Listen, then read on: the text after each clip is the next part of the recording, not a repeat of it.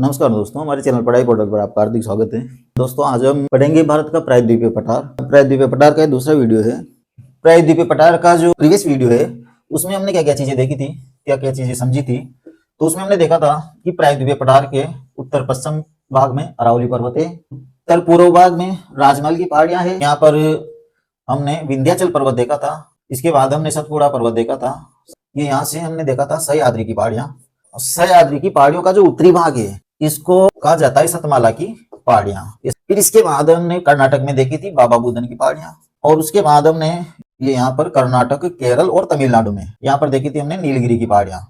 और ये पश्चिमी घाट की सबसे दक्षिणी पहाड़ियां जो हमने देखी थी वो देखी थी हमने इलायची की पहाड़ियां, केरल में फैली हुई है, या फिर इसको हम कहते हैं कार्डिमम हिल्स या कार्डिमम पहाड़ियां। तो ये दक्षिण में सबसे दक्षिणी पहाड़ियां इलायची की पहाड़ियां या कार्डिमम पहाड़ियां। इसके अलावा हमने तमिलनाडु में ही देखी थी अन्नामलाई की पहाड़ियां, और यहाँ पर तमिलनाडु में हमने देखी थी पालनी पहाड़ियां। इस प्रकार से हमने ये पश्चिमी घाट की पहाड़ियां देखी थी। कुल मिलाकर पूरा खाका प्रीवियस वीडियो में हमने तैयार कर लिया था। प्रायद्वीपीय पठार का ढलान हमने प्रीवियस वीडियो में डिस्कस कर लिया था। अब हम यहाँ पर थोड़ा डिटेल से पढ़ेंगे। ये हमारी अरावली पर्वतमाला, नंबर 1 पर लेते हैं हम अरावली पर्वतमाला। अरावली पर्वतमाला कहाँ से स्टार्ट होती है? गुजरात से स्टार्ट होती है। सबसे ज्यादा विस्तार कहाँ पर है इसका? सबसे ज्यादा विस्तार इसका राजस्थान में है। अरावली पर्वत की टोटल लंबाई का 80% राजस्थान में है, और राजस्थान के बाद थोड़ा सा ये हरियाणा को टच करती है, थोड़ा सा हरियाणा को टच करती है, हरियाणा को टच करती है, और फिर दिल्ली में चली जाती है। ये दिल्ली में चली जाती है, इस प्रकार से दिल्ली में चली जाती है। तो कुल मिलाकर गुजरात, राजस्थान, हरियाणा और दिल्ली, ये 4 राज्यों में फैली हुई है। गुजरात है, राजस्थान है, हरियाणा है और दिल्ली सबसे कम हरियाणा में फैली हुई है। दिल्ली में इसकी 2 शाखाएं हैं। एक शाखा को दिल्ली रिज के नाम से जाना जाता है, दिल्ली रिज के नाम से जाना जाता है, और दूसरी जो शाखा है इसको रायसीना पहाड़ी के नाम से जाना जाता है। ये रायसीना पहाड़ी के नाम से दूसरी जो शाखा है दिल्ली में ही, उसको रायसीना पहाड़ी के नाम से जाना जाता है। और जो दिल्ली का राष्ट्रपति भवन है, राष्ट्रपति भवन, ये राष्ट्रपति भवन रायसीना पहाड़ी पर ही बना हुआ है। तो यहाँ से एक इंपॉर्टेंट क्वेश्चन बनता है, जो आता है, अधिकतर आता रहता है, कि दिल्ली का राष्ट्रपति भवन कौन सी पहाड़ी पर बना हुआ है? तो ये रायसीना पहाड़ी पर बना हुआ है। रायसीना पहाड़ी कौन सी प्रमुख पर्वतमाला का हिस्सा है? तो ये अरावली पर्वतमाला का हिस्सा है। दिल्ली में अरावली पर्वतमाला को किस नाम से जाना जाता है? इसकी एक शाखा को दिल्ली रिज के नाम से जाना जाता है, और दूसरी शाखा को रायसीना पहाड़ी के नाम से जाना जाता है। अरावली पर्वत को राजस्थान के उदयपुर में जरगा पर्वत के नाम से भी जाना जाता है, जरगा पर्वत के नाम से भी जाना जाता है। राजस्थान में ही अरावली पर्वत को आडावाला पर्वत के नाम से भी जाना जाता है, आडावाला पर्वत के नाम से भी जाना जाता है। अरावली पर्वत भारत की सबसे प्राचीनतम श्रृंखला है। इसका जो निर्माण है वह आर्कियन युग में हुआ था, आर्कियन युग में हुआ था। जब से पृथ्वी उत्पन्न हुई है तब से अब तक के टोटल भूवैज्ञानिक समय को 4 खंडों में बांटा गया है। इन 4 भागों में से दूसरा जो युग है वो आर्कियन युग है। आर्कियन युग 4 अरब से 2.5 अरब वर्ष पूर्व का युग है। आर्कियन युग 4 अरब वर्ष पूर्व से 2.5 अरब वर्ष पूर्व का जो समय है उसको हम आर्कियन युग के नाम से जानते हैं। और इस आर्कियन युग में ही पृथ्वी धीरे धीरे ठंडी होने लगी थी, और पृथ्वी, इससे पहले जो हार्डियन युग आता है, आर्कियन युग से पहले का युग आता है हार्डियन युग, जो 4.6 अरब वर्ष पूर्व से 4 अरब वर्ष पूर्व तक रहता है, और पृथ्वी की उत्पत्ति 4.6 अरब वर्ष पूर्व मानी जाती है। तो हार्डियन युग में पृथ्वी पिघली हुई अवस्था में थी, और जब आर्कियन युग आता है तब जाके पृथ्वी धीरे धीरे ऊपर की जो पपड़ी है वो ठंडी होकर जमने लगी थी, और उस समय पृथ्वी पर बहुत सारी प्लेटें, अलग अलग बहुत सारी प्लेटों का निर्माण हुआ था। उसी समय चट्टानों का निर्माण भी हुआ था। तो उसी समय जो वो छोटी छोटी प्लेटें थी वो आपस में एक दूसरे की ओर आकर्षित हो रही थी, एक दूसरे की ओर आ रही थी, आपस में टकरा रही थी। इन्हीं टकराहट के परिणाम स्वरूप अरावली पर्वतमाला का निर्माण इस आर्कियन युग में हुआ था। इसलिए भारत की सबसे प्राचीनतम श्रृंखला मानी जाती है अरावली पर्वत को। साथ ही ये वलित और अवशिष्ट श्रृंखला भी मानी जाती है। तो ये एक इंपॉर्टेंट क्वेश्चन है यहाँ पर कि कौन सी पर्वतमाला को वलित और अवशिष्ट श्रृंखला माना जाता है। देखो यहाँ से कुछ प्रमुख पर्वत है, उनकी अगर हम बात करें तो जैसे हिमालय है, हिमालय भी वलित पर्वत है। हिमालय भी क्या है, वलित है, लेकिन वलित के साथ क्या है, युवा। वलित के साथ क्या है, युवा है, क्योंकि सबसे नया पर्वत अगर कोई बनाए भारत में तो वो हिमालय पर्वत ही बनाए। तो हिमालय वलित और युवा पर्वत। वलित का मतलब विभिन्न प्लेटों के टकराने के कारण जो वलयन होता है और वलयन के कारण जो पर्वत बनता है उसको हम वलित पर्वत कहते हैं। तो हिमालय भी वलित पर्वत है, अरावली भी वलित पर्वत है, और साथ ही साथ विंध्याचल भी वलित पर्वत है। तो ये तीनों के तीनों वलित पर्वत है। लेकिन हिमालय वलित और युवा पर्वत है, जबकि अरावली वलित और अवशिष्ट पर्वत है, और विंध्याचल भी वलित और अवशिष्ट पर्वत है। तो ये अरावली वलित और अवशिष्ट पर्वत है। वलित का मतलब आप समझ गए होंगे, और अवशिष्ट का मतलब होता है कि ये बहुत पुराना पर्वत है, और पुराना पर्वत होने के कारण इस पर लगातार अपर्दन होता रहा है, और अपर्दन के कारण ये केवल अवशिष्ट मात्र रह गया है। पहले ये बहुत बड़ा पर्वत हुआ करता था, लेकिन ये धीरे धीरे अपर्दित हो गया है, घिस गया है। तो इसलिए इसको हम क्या कहते हैं, अवशिष्ट पर्वतमाला कहते हैं। तो अरावली क्या है, वलित और अवशिष्ट पर्वतमाला है। अरावली पर्वतमाला का सर्वोच्च शिखर गुरु शिखर है। ये गुरु शिखर है। गुरु शिखर कहाँ पर है, गुरु शिखर माउंट आबू में है। माउंट आबू एक स्थान है, कहाँ पर, सिरोही जिले में, ये सिरोही में, और सिरोही राजस्थान का एक जिला है। और एक गुरु शिखर की जो ऊंचाई है ये 1722 मीटर है। ये 1722 मीटर है। तो अरावली पर्वतमाला का सबसे ऊंचा शिखर है गुरु शिखर, जो सिरोही जिले में है, माउंट आबू के पास है, और 1722 मीटर इसकी ऊंचाई है।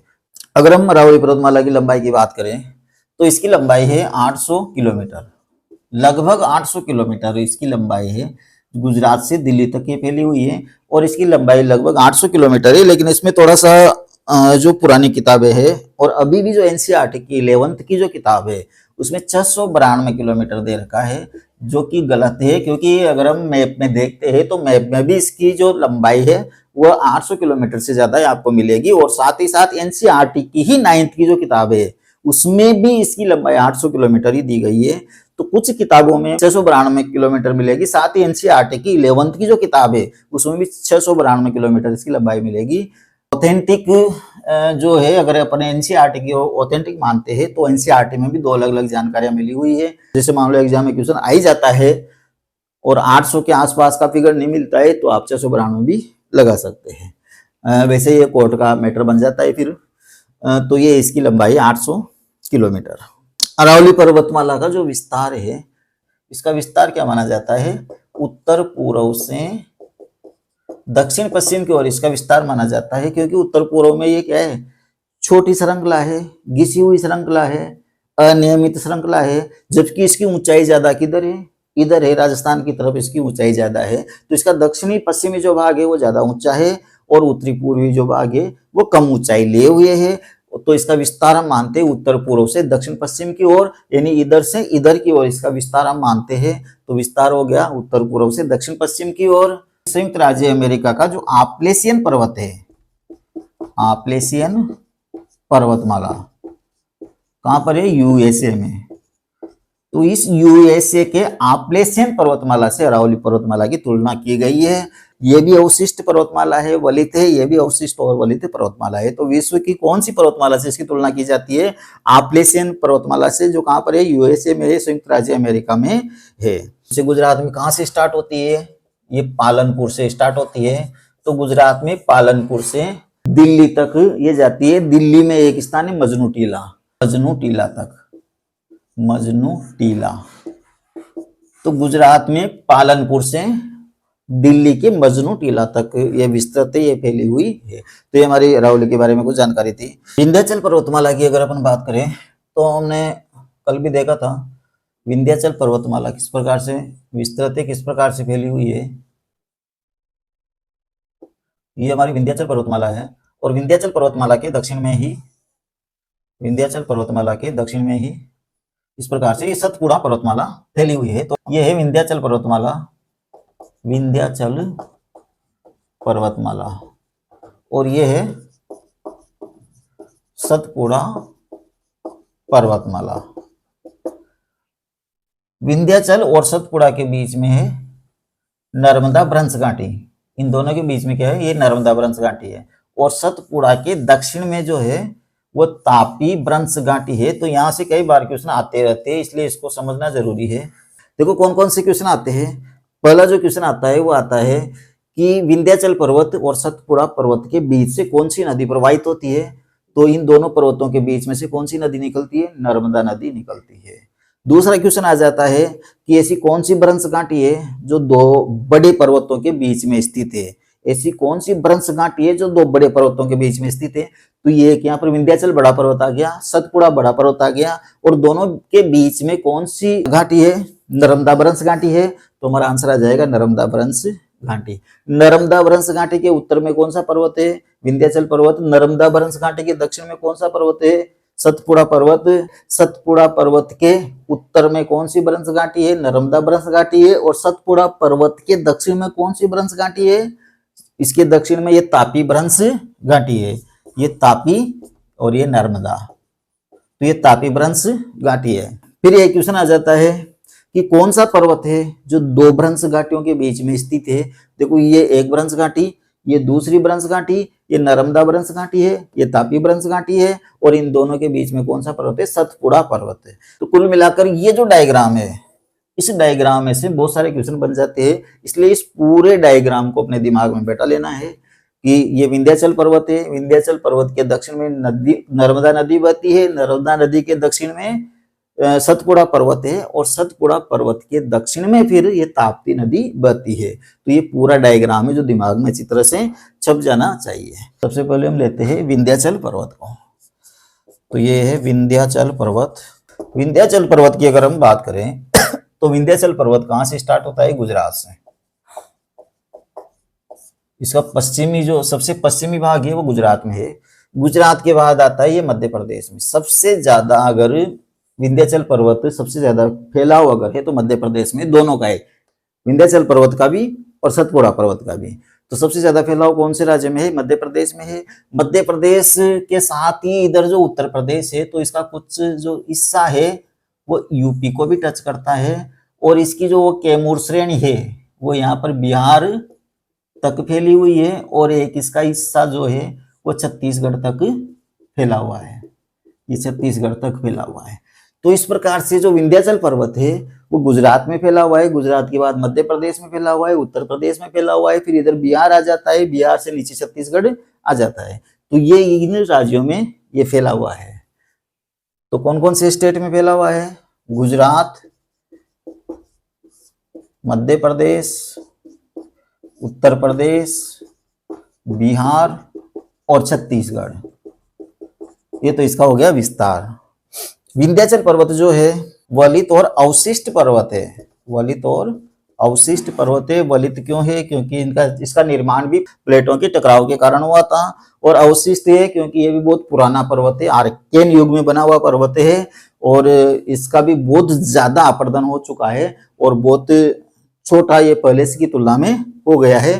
तो इसलिए इसको अवशिष्ट पर्वत माना जाता है। तो विंध्याचल पर्वत भी क्या है, वलित और अवशिष्ट पर्वत है। मुख्य रूप से विंध्याचल पर्वत का जो पूर्वी भाग है वो पूर्वी भाग को दो अलग अलग नामों से जाना जाता है। जो इसका सबसे पूर्वी भाग है, ये सबसे पूर्वी भाग, इसको हम जानते हैं कैमूर श्रेणी के नाम से। इसको किस नाम से जानते हैं, कैमूर श्रेणी के नाम से जानते हैं। और ये वाला जो हिस्सा है, ये वाला जो हिस्सा है, इसको हम जानते हैं भांडेर श्रेणी के नाम से। ये भांडेर श्रेणी। तो हम यहाँ से ये सतपुड़ा को और नर्मदा को हटा देते हैं ताकि हमें जगह मिल जाएगी। तो ये भांडेर श्रेणी के नाम से जाना जाता है, ये भांडेर श्रेणी की। और भांडेर श्रेणी की सर्वोच्च जो पर्वत चोटी है, भांडेर श्रेणी की सबसे ऊंची पर्वत चोटी का नाम पूछ लिया जाता है कभी कभी। तो ये भांडेर श्रेणी की सबसे ऊंची चोटी है सिद्ध बाबा। सिद्ध बाबा, भांडेर श्रेणी की सबसे ऊंची पर्वत चोटी कौन सी है, सिद्ध बाबा है। तो ये इससे यहाँ पर ये क्वेश्चन पूछ लिया जाता है। कैमूर श्रेणी जो है, ये कैमूर श्रेणी विशेष रूप से मध्य प्रदेश, बिहार और थोड़ी सी उत्तर प्रदेश को भी टच करती है। तो ये उत्तर प्रदेश, मध्य प्रदेश और बिहार में फैली हुई है, इसकी ये कैमूर श्रेणी है। बिहार में एक जिला भी है कैमूर जिला, उस कैमूर जिला में ये कैमूर श्रेणी फैली हुई है। विंध्याचल पर्वत की सबसे ऊंची पर्वत चोटी जो ये भांडेर श्रेणी है, जो सिद्ध बाबा चोटी है, इसके पश्चिम में ही है और ये यहाँ से आराम से दिख जाती है। ऐसा कहा जाता है कि भांडेर श्रेणी से इसकी जो सबसे ऊंची पर्वत चोटी है, जिसको हम कहते हैं सद्भावना शिखर, इसका नाम है सद्भावना शिखर, और इसको गुडविल पीक के नाम से भी जाना जाता है। ये सद्भावना शिखर को कलुम्बर या कलुम्बे नाम से भी जाना जाता है। कलुम्बर या कलुम्बे नाम से भी सद्भावना शिखर को जाना जाता है। तो ये इसकी सबसे ऊंची पर्वत चोटी है, जिसकी ऊंचाई है 752 मीटर। 752 मीटर इसकी ऊंचाई है। तो ये सद्भावना शिखर विंध्याचल पर्वत की सबसे ऊंची चोटी है। और ये जो सिद्ध बाबा है, ये भांडेर पर्वतमाला की, भांडेर जो इसकी एक श्रेणी है, विंध्याचल पर्वत की एक श्रेणी है भांडेर, मध्य प्रदेश में, इसकी सबसे ऊंची चोटी है सिद्ध बाबा। इसको भी पूछ लिया जाता है। तो सिद्ध बाबा भांडेर की हो गई। और पूरे विंध्याचल पर्वत की अगर हम बात करें तो विंध्याचल पर्वत की सबसे ऊंची जो पर्वत चोटी है वह सद्भावना शिखर है। इसको गुडविल पीक के नाम से भी जाना जाता है, इसको कलुम्बर या कलुम्बे के नाम से भी जाना जाता है। और इसकी जो हाइट है वह है 752 मीटर। विंध्याचल पर्वत के बारे में दो और चीजें आपको याद रखनी है। पहली चीज ये कि ये भारत को उत्तर भारत और दक्षिणी भारत के रूप में विभाजित करने वाली पर्वत श्रृंखला है। कौन सी पर्वत श्रृंखला भारत को उत्तर भारत और दक्षिण भारत में विभाजित करती है? तो ये विंध्याचल पर्वत श्रृंखला है जो भारत को उत्तर भारत और दक्षिण भारत के में विभाजित करती है। और साथ ही साथ एक कर्क रेखा है। तो कर्क रेखा भारत के 8 राज्यों में फैला हुआ है। इन 8 राज्यों में से 5 राज्यों में विंध्याचल पर्वत भी फैला हुआ है। विंध्याचल पर्वत है ये कर्क रेखा के समानांतर चलता है, इसके सारे चलता है। तो ये भी क्वेश्चन आ जाता है कि किस पर्वतमाला का विस्तार कर्क रेखा के सारे है?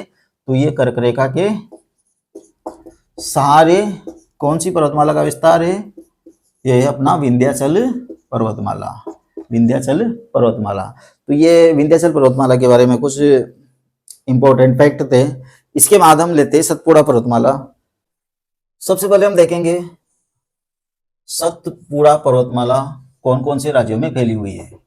तो अगर हम बात करें, विंध्याचल पर्वतमाला गुजरात से स्टार्ट होती थी, ये भी गुजरात से स्टार्ट होती है, क्योंकि इधर ये विंध्याचल पर्वतमाला के नीचे आ गई। इसका मतलब गुजरात के नीचे महाराष्ट्र है, तो एक राज्य यहाँ पर जुड़ जाएगा, महाराष्ट्र। और जो विंध्याचल पर्वतमाला थी वो उत्तर प्रदेश तक फैली हुई थी, तो इसमें से वो उत्तर प्रदेश हट जाएगा।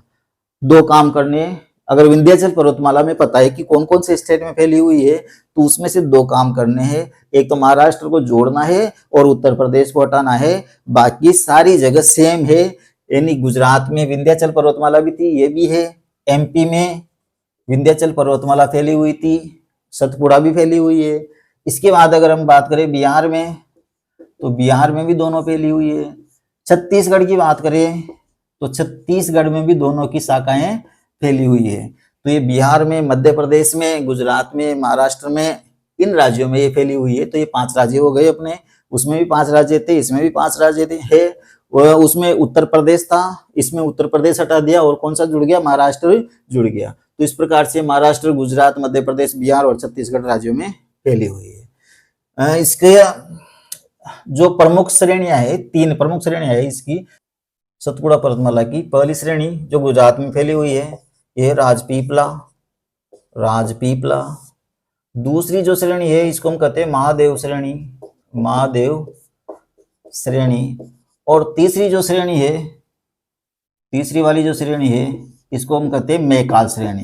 ये मैकाल श्रेणी।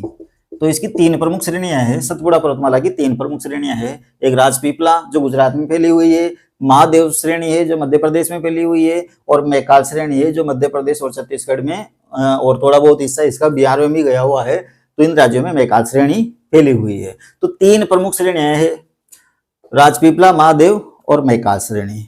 महादेव श्रृंखला की सबसे ऊंची जो पर्वत चोटी है धूपगढ़। ये धूपगढ़ आपको अच्छी तरह से याद रखनी है। ये धूपगढ़ केवल महादेव श्रृंखला की सर्वोच्च चोटी नहीं है, ये पूरे सतपुड़ा पर्वतमाला की भी सबसे ऊंची पर्वत चोटी है, और साथ ही साथ पूरे मध्य प्रदेश की भी सबसे ऊंची पर्वत चोटी है। तो अगर कोई आपसे पूछ लेता है कि मध्य प्रदेश की सबसे ऊंची पर्वत चोटी कौन सी है, तो भी ये धूपगढ़ी आएगा। तो ये इसकी हाइट है 1352 मीटर, ये 1352 मीटर है। तो ये मध्य प्रदेश की सबसे ऊंची पर्वत चोटी है, ये महादेव श्रेणी की सबसे ऊंची पर्वत चोटी है, और ये सतपुड़ा श्रेणी की भी सबसे ऊंची पर्वत चोटी है। कौन सी है? धूपगढ़।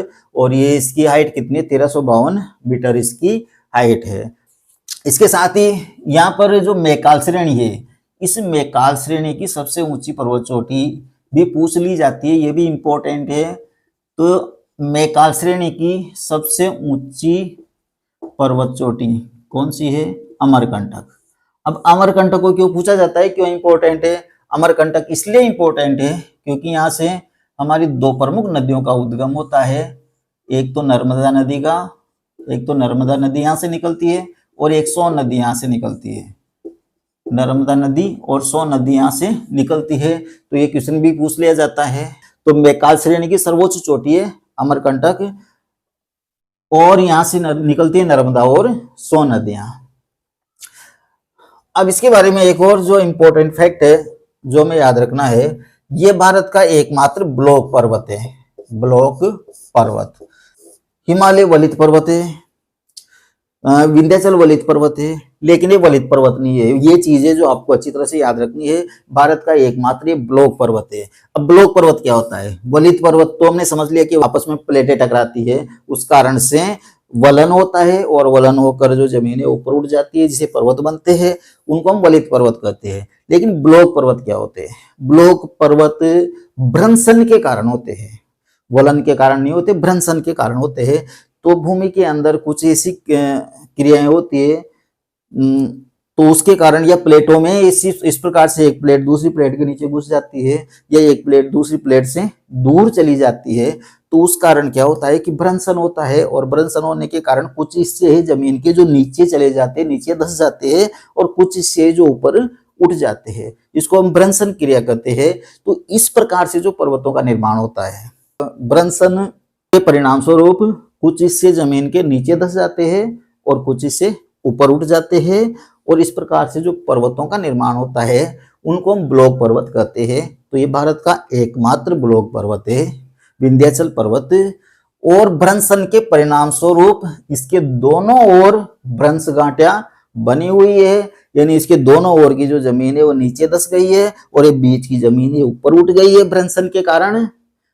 तो जो नर्मदा भ्रंश घाटी का निर्माण हुआ, तापी भ्रंश घाटी का निर्माण हुआ, और जो ये सतपुड़ा पर्वत का निर्माण हुआ, ये तीनों ही निर्माण एक साथ एक ही प्रक्रिया के दौरान हुए थे। तो नर्मदा भ्रंश घाटी, तापी भ्रंश घाटी और ये सतपुड़ा पर्वतमाला एक साथ बने हुए हैं। तो ये ब्लॉक पर्वत है जिसके दोनों ओर क्या है? भ्रंश घाटियां स्थित है, जिसके दोनों ओर भ्रंश घाटियां स्थित है। सतपुड़ा के उत्तर की ओर नर्मदा भ्रंश घाटी है, और दक्षिण की ओर तापी भ्रंश घाटी है। तो ये एकमात्र भारत का ब्लॉक पर्वत है, ब्लॉक पर्वत का एक उदाहरण है। एक और चीज है, धूपगढ़ जो है वो मध्य प्रदेश का एक हिल स्टेशन है, पंचमढ़ी। पंचमढ़ी बहुत फेमस प्रसिद्ध हिल स्टेशन है पंचमढ़ी। वो जो पंचमढ़ी जो है, पंचमढ़ी के अंदर ही धूपगढ़ आता है, और ये जो पंचमढ़ी है इसको सतपुड़ा की रानी के नाम से भी जाना जाता है। तो ये कुछ इंपॉर्टेंट फैक्ट थे। तो इसके बाद अगर हम बात करें पश्चिमी घाट की, ये पश्चिमी घाट की, तो पश्चिमी घाट में कौन कौन सी पर्वतमालाएं हैं? पश्चिमी घाट एक पूरा घाट एक पर्वतमाला से बना हुआ है। तो ये पूरा भाग एक पर्वतमाला है, लेकिन ये क्या है? बीच बीच में से खंडित है, बीच बीच में से खंडित है।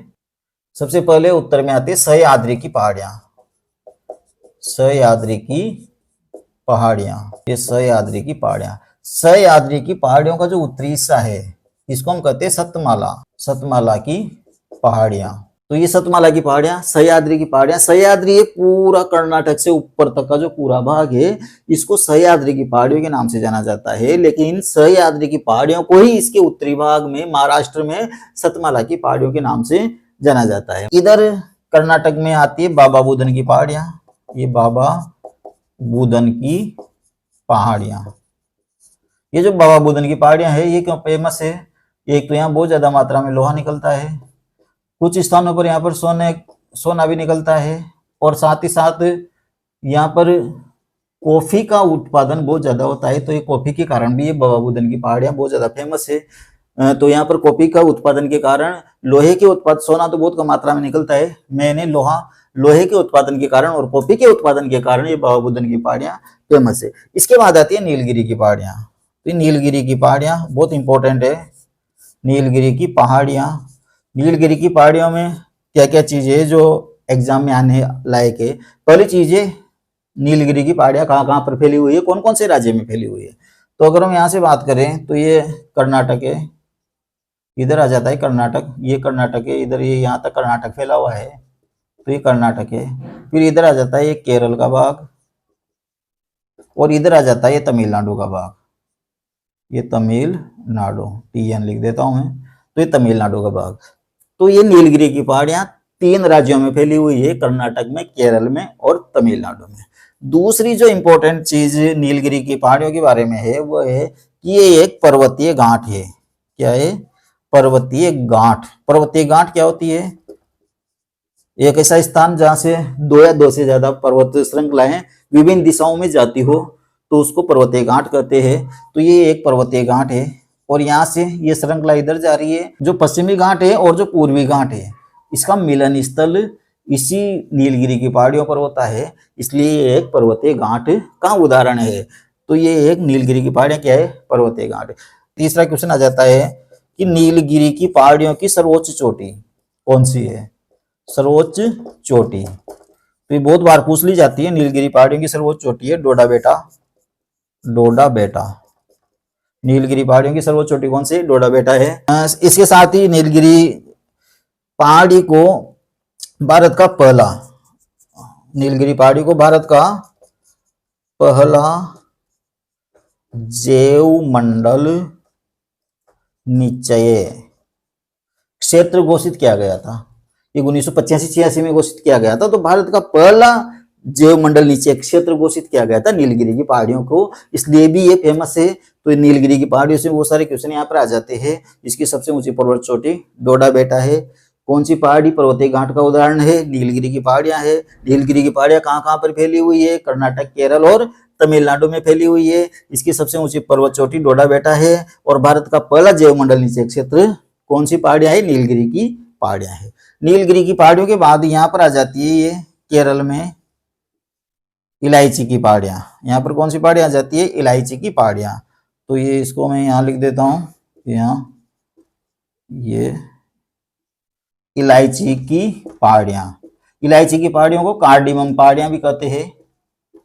कार्डिमम पहाड़ियों के नाम से भी जाना जाता है इलायची की पहाड़ियां या कार्डिमम पहाड़ियां। और ये जो इलायची की पहाड़ियां है, ये पश्चिमी घाट की सबसे दक्षिणी पहाड़ियां। ये क्वेश्चन आ जाता है कि पश्चिमी घाट की सबसे दक्षिणी पहाड़ियां कौन सी है? तो ये पश्चिमी घाट की सबसे दक्षिणी जो पहाड़ियां हैं वो ये इलायची की पहाड़ियां हैं। और इलायची की पहाड़ियों को किस नाम से, दूसरे किस नाम से जाना जाता है? कार्डिमम की पहाड़ियों के नाम से जाना जाता है। इलायची की पहाड़ियां कहाँ पर फैली हुई है? केरल में फैली हुई है। इसके बाद तमिलनाडु में ये जो नीलगिरी की पहाड़ी है, इसके समानांतर इस प्रकार से एक और पहाड़ी आती है जिसको कहते हैं अन्नामलाई की पहाड़ियां। अन्नामलाई की पहाड़ियां। और अन्नामलाई की पहाड़ियों की सर्वोच्च चोटी कौन सी है? ये भी पूछ ली जाती है, बहुत बार क्वेश्चन आता है। अन्नामलाई की पहाड़ियों की सर्वोच्च चोटी है वो है अनाईमुडी। अनाईमुडी। और ये अनाईमुडी बहुत इंपॉर्टेंट है, क्योंकि अनाईमुडी पर्वत चोटी जो है वो पूरे पश्चिमी घाट की सबसे ऊंची पर्वत चोटी है। दूसरी चीज, पूरे दक्षिणी भारत की सबसे ऊंची पर्वत चोटी है। कौन सी? अनाईमुडी। तो अगर पूछते हैं दक्षिण भारत की सबसे ऊंची पर्वत चोटी कौन सी है? अनाईमुडी है। दक्षिण भारत की दूसरी सबसे ऊंची पर्वत चोटी कौन सी है? तो अभी हमने नीलगिरी की पहाड़ियों में डोडा बेटा पढ़ी थी, तो ये डोडा बेटा है जो दूसरी सबसे ऊंची पर्वत चोटी है। ये इसकी हाइट है 2636 और अनाईमुडी की 2695। 2695। तो ये 2636 डोडा बेटा की हाइट है और 2695 अनाईमुड़ी की हाइट है। तो ये दक्षिण भारत की सबसे ऊंची पर्वत चोटी अनाईमुड़ी है 2695 मीटर के साथ। और दक्षिण भारत की दूसरी सबसे ऊंची पर्वत चोटी डोडा बेटा है जो नीलगिरी की पहाड़ियों में है और 2636 है। जबकि अनाईमुड़ी कौन सी पहाड़ियों में, अन्नामलाई की पहाड़ियों में है। तो क्वेश्चन आ जाता है अन्नामलाई की पहाड़ियों की सबसे ऊंची पर्वत चोटी कौन सी है, अनाईमुड़ी। दक्षिण भारत की सबसे ऊंची पर्वत चोटी कौन सी है, अनाईमुड़ी। पश्चिमी घाट की सबसे ऊंची पर्वत चोटी कौन सी है, अनाईमुड़ी। पश्चिमी घाट की दूसरी सबसे ऊंची पर्वत चोटी या दक्षिण भारत की दूसरी सबसे ऊंची पर्वत चोटी के बारे में अगर पूछा जाता है तो डोडा बेटा। डोडा बेटा कौन सी पर्वत श्रृंखला की सबसे ऊंची पर्वत चोटी है, नीलगिरी की सबसे ऊंची पर्वत चोटी है। तो ये क्वेश्चन यहाँ से आते हैं। तो अपने पश्चिमी घाट की बात हो गई। पश्चिमी घाट के बाद हम बात करते हैं पूर्वी घाट की, जो महत्वपूर्ण पहाड़ियां हैं। क्योंकि जो प्रायद्वीपीय पठार है, प्रायद्वीपीय पठार कौन कौन सी पहाड़ियों से घिरा हुआ है, पूरा का पूरा प्रायद्वीपीय पठार। उन सारी पहाड़ियों को हम यहाँ पर देख रहे हैं। अगर उत्तर पश्चिम की बात करें तो यहाँ पर अरावली पर्वत है, अरावली पर्वत है। यहाँ पर राजमहल की पहाड़ियां है, यहाँ पर सतपुड़ा की पहाड़ियां है, यहाँ पर विंध्याचल की पहाड़ियां है। ये पश्चिमी घाट की पहाड़ियां आ गई और ये पूर्वी घाट की पहाड़ियां आ गई। और यहाँ पर पश्चिमी घाट और पूर्वी घाट दोनों मिल जाती है। तो इसका मतलब ये जो प्रायद्वीपीय पठार है ये तीनों तरफ से पहाड़ियों से घिरा हुआ है, सभी तरफ से पहाड़ियों से घिरा हुआ है। उत्तर पश्चिम में अरावली की पहाड़ी है, उत्तर पूर्व में राजमहल की पहाड़ी है, उत्तर में अगर हम बात करें तो सतपुड़ा पर्वतमाला है और विंध्याचल पर्वतमाला है। अगर इसके पूर्व में बात करें तो पूर्वी घाट की पहाड़ियां आ जाती है, पश्चिम की बात करें तो पश्चिमी घाट की पहाड़ियां आ जाती है। तो अब पूर्वी घाट और पश्चिमी घाट में अंतर क्या है। पश्चिमी घाट की जो पहाड़ियां थी, पश्चिमी घाट की पहाड़ियों में निरंतरता ज्यादा थी, जबकि पूर्वी घाट की पहाड़ियों में निरंतरता नहीं है। ये बहुत छोटे छोटे हिस्सों में बटी हुई है, टुकड़ों में बटी हुई है। और यहाँ पर बहुत सारी छोटी छोटी पहाड़ियां पाई जाती है। पूर्वी घाट में बहुत ज्यादा मात्रा में बहुत सारी छोटी छोटी पहाड़ियां, एक ही पर्वत श्रृंखला है, एक ही पर्वत श्रृंखला है पूर्वी घाट, लेकिन ये विभिन्न हिस्सों में बट गई है, विभिन्न हिस्सों में टूट गई है। और इनके बटने का कारण है कि जो दक्षिण भारत की जो जितनी भी नदियां हैं वो सारी की सारी नदियां बंगाल की खाड़ी की ओर जाती है। क्योंकि दक्षिण भारत का जो सतपुड़ा पर्वतमाला से दक्षिण का जो हिस्सा है उसका ढलान पूर्व की ओर है, और ढलान पूर्व की ओर होने के कारण सारी नदियां पूर्व की ओर बहती है, पूर्व की ओर बहती है। तो इन नदियों के द्वारा इन पर्वतमालाओं को, इन पहाड़ियों को बीच बीच में से खंडित कर दिया गया है। और खंडित करने के कारण यहाँ पर छोटी छोटी कई सारी पहाड़ियां हमें मिलती है। अब ये इतनी सारी पहाड़ियां हैं, कई बार इन पहाड़ियों का क्रम पूछ लिया जाता है कि जैसे चार कोई सी भी पहाड़ियां दे दी और उसमें से वो क्रम पूछ लेगा कि इनको उत्तर से दक्षिण के क्रम में जमाइए या दक्षिण से उत्तर के क्रम में जमाइए। तो इस टाइप के क्वेश्चन यहाँ से आ जाते हैं। तो इनको याद करने के लिए कुछ ट्रिक्स का हम इस्तेमाल करेंगे। तो ट्रिक्स इस प्रकार से है, ये विशेष रूप से 3 स्टेट है, 3 राज्य है जहां ये पूर्वी घाट की पहाड़ियां फैली हुई है। तमिलनाडु में, आंध्र प्रदेश में और फिर उड़ीसा में। इन 3 राज्यों में ये पूर्वी घाट फैला हुआ है।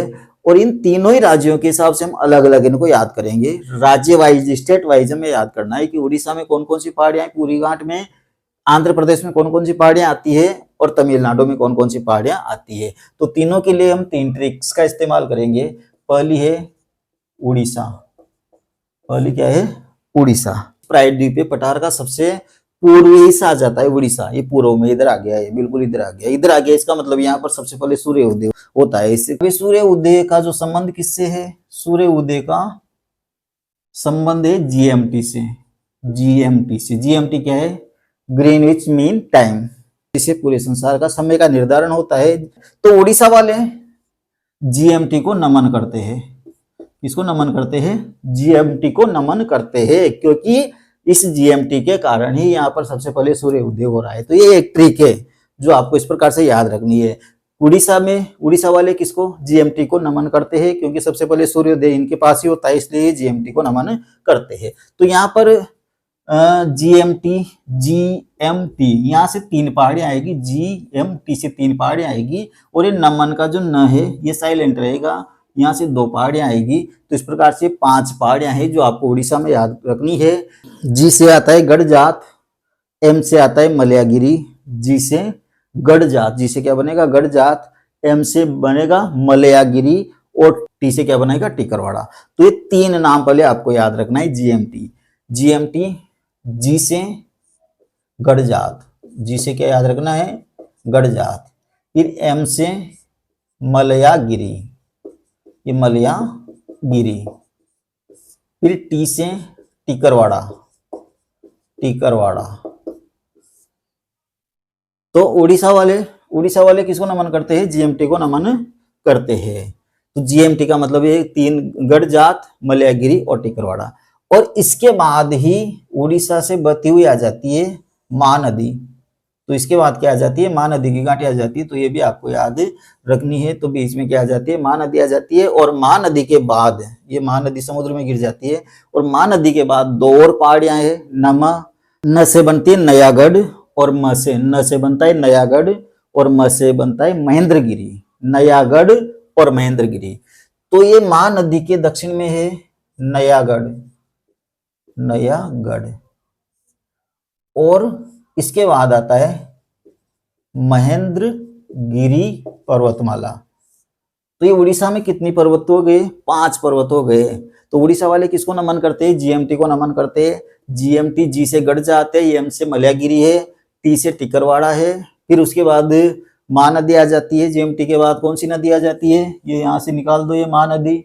नमन करते हैं न से नयागढ़ और एम से महेंद्रगिरी। तो ये उड़ीसा की कहानी हो गई अपनी खत्म। दूसरी फिर आ जाता है आंध्र प्रदेश। तो आंध्र प्रदेश में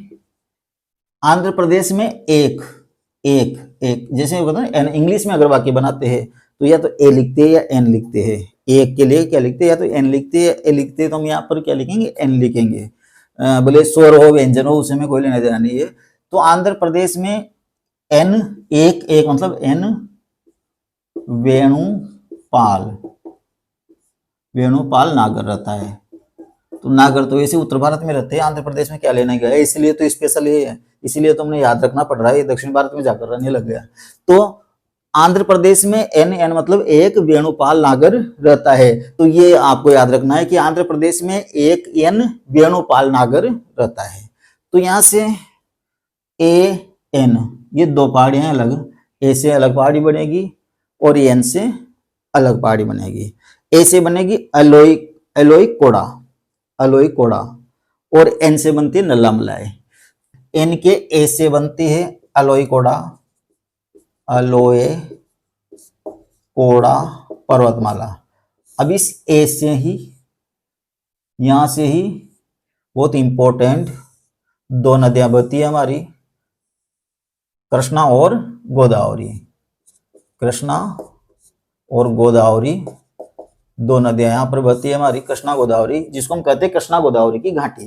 तो ये अलोई कोड़ा पर्वतमाला के दक्षिण में है कृष्णा गोदावरी की घाटी। तो कौन से पर्वतमाला के दक्षिण में कृष्णा गोदावरी घाटी स्थित है? तो ये अलोई कोड़ा पर्वतमाला के। तो ये एक इंपॉर्टेंट क्वेश्चन यहाँ पर बन जाता है। ऐसे यहाँ पर जीएमटी के बाद महानदी आ जाती है अपने। तो पूर्वी घाट की कौन सी पर्वतमाला के दक्षिण से महानदी बंगाल की खाड़ी में विसर्जित होती है? तो ये टिकरवाड़ा पर्वतमाला के दक्षिण में होती है। और ऐसे अलोई कोड़ा के दक्षिण में गंगा और कृष्णा और गोदावरी नदियों की घाटी स्थित है अलोई कोड़ा पर्वत श्रृंखला के बीच में। तो फिर एन आ जाता है एन से नल्ला मलाई की पहाड़ियां। फिर आता है वेणुपाल नागर। तो वेणु से यहाँ पर देखो, वेणु से आएगा वेणु कोंडा, ये कोंडा शब्द है ना यहाँ पर।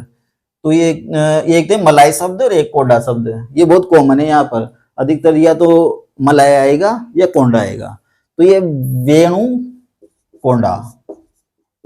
कोंडा, ठीक है। जैसे यहाँ अलोई कोंडा आया, ऐसे यहाँ पर वेणु कोंडा। फिर पाल से पाल कोंडा, पाल से क्या बनेगा? पाल कोंडा, ये पाल कोंडा। और नागर से बनती है नगारी पहाड़ी, ये नागर से बनती है नगारी पहाड़ी। तो ये हो गए अपने आंध्र प्रदेश में।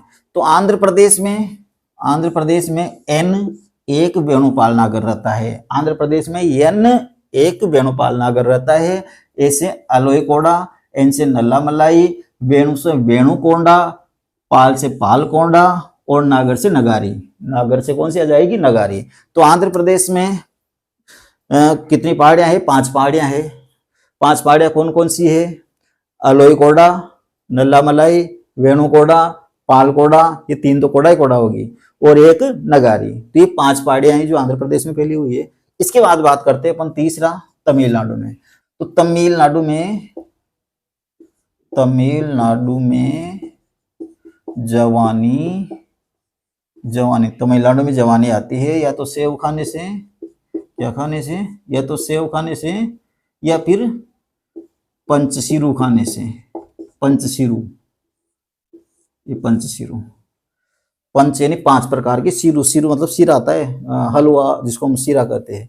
तो पंचशीरू, 5 शीरे खाने से, 5 तरह के शीरे मिलाकर खाने से, और सेव खाने से और पंचशीरू खाने से जवानी आती है। कहाँ पर? तमिलनाडु में। तो ये एक लाइन आपको याद रखनी है कि तमिलनाडु में जवानी आती है सेव खाने से और पंचशीरू खाने से। तो देखो यहाँ पर जवानी से स्टार्ट करेंगे। पहली पहाड़ी ये है जवानी। जवानी का मतलब है जवादी पहाड़ियाँ, ये जवादी पहाड़ियाँ। सेव का मतलब है सेवराई पहाड़ी। पंच का मतलब है पंचमलाई, और सीरू का मतलब है सीरू मलाई, ये सीरू मलाई।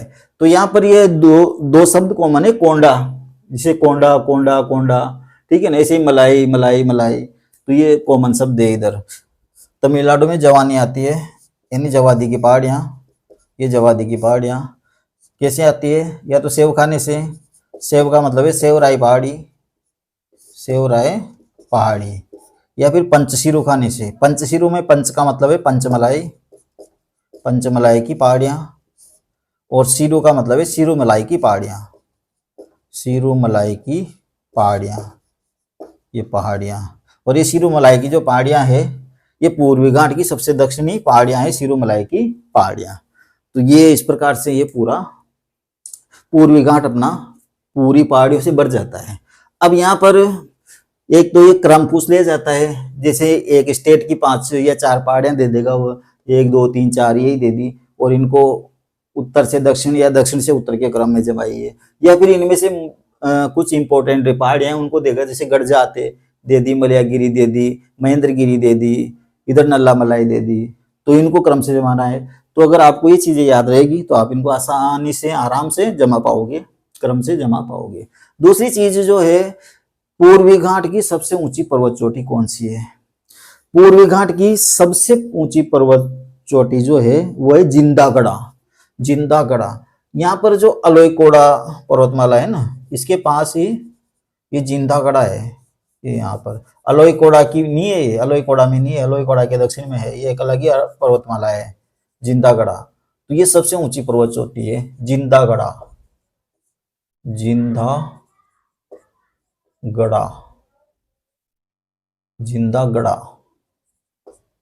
जिंदागढ़ा, ये पूर्वी घाट की सबसे ऊंची पर्वत चोटी है, जिसकी हाइट है 1690 मीटर।